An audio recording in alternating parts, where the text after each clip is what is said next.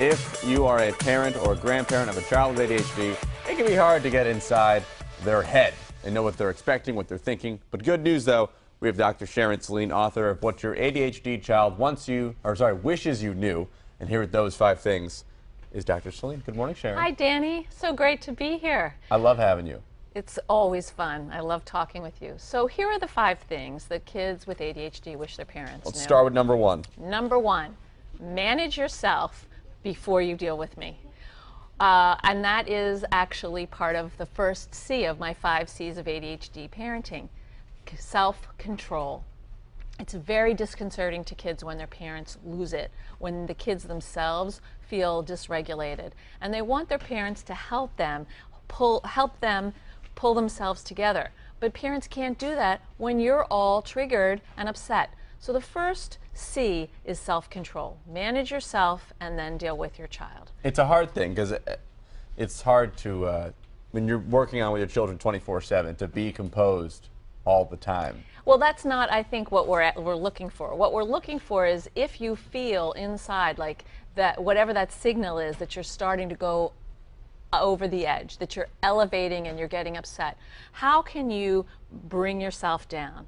Whether it's a breathing technique, whether it's going to the bathroom to wash your hands and splash some water on your face, whatever you need to get more centered so that you can deal with your child from a place of calm, because that's what children and teens need the most. Even though they're so skilled at pushing those invisible red buttons we keep on our chest, they won't admit it, but they won't admit it. But when they do, what we have to do is actually try to step back and see what they're showing us. What is that behavior actually showing us? So we don't want you to lose your temper, but if you are getting upset, name it.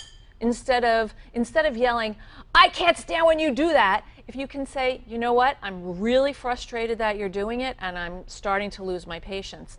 That's communicating something different to your child. You're actually communicating how to talk about your feelings rather than act them out. Now, what is the second C? The second C is do what you say. No, excuse me. The second C is notice that I'm doing the best I can with my challenges. So it's compassion. Meet me where I am, not where you want me to be or where you're worried I'm going to go in 5 years or not be. Meet me here. I'm struggling to do my best living with ADHD. And I really want you to understand that. I think the third C is very important. It's all about having collaboration, having the parent listen to what the child is saying. I think a lot of times children just want to feel validated, because no matter how old the child is, they always think they're adults. They always think they're old enough to have an opinion. And they think what their experience is just as important as what you're doing as an adult, right? And so this C, collaboration, is very, very important for kids with ADHD. Part of the reason is that they need to have buy-in in any plans or programs you're creating to help them manage their ADHD. And if they don't have that buy-in, which is only going to come from when they participate in the creation of a solution, then you're not going to get the cooperation that you want, and you're going to see a sort of a perpetuating sense of what parents will label a failure. Really, they need that buy-in, and that means sitting down and having conversations in calm moments, not trying to collaborate in the middle of an uproar or an outburst. It's beforehand. You want to predict that, oh, remember every time we do this, this happens, then we want to try to make a plan for that. In the morning, when you don't get your shoes on, I yell at you. I don't want to yell at you, so how can we help you get your shoes on? Yeah, kind of a exactly. thing. Now, unfortunately, we're just about out of time, but I want to make sure we get to the last 2. We're talking about consistency and positivity. Consistency. Obviously, it's great if you can do what you say you're going to do most of the time. If you're not going to, explain why.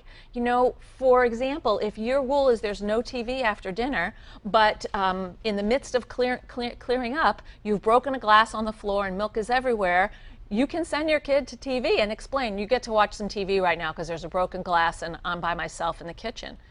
The other part of consistency is helping your child continue to make efforts and work on things that are tough for them. Consistent efforting is what we're looking for. You're not going to make progress quickly. Things take time. And what we want to help kids do is come back to keep trying through encouragement. Exactly. Being positive the whole time, the journey, not just at the end of it. Right, as and well. that's the fifth C, celebration. Really noticing what your kids are doing, that they're doing well, and giving them positive, specific feedback. Hey, you're a good kid is lovely, but hey, you know, I really liked the way you took your plate from the table and left it on the counter the way I asked you to without arguing. Thanks. Specifics. Specific. I believe that more. Specific praise makes a big difference for these kids. And thank you. I am a good kid.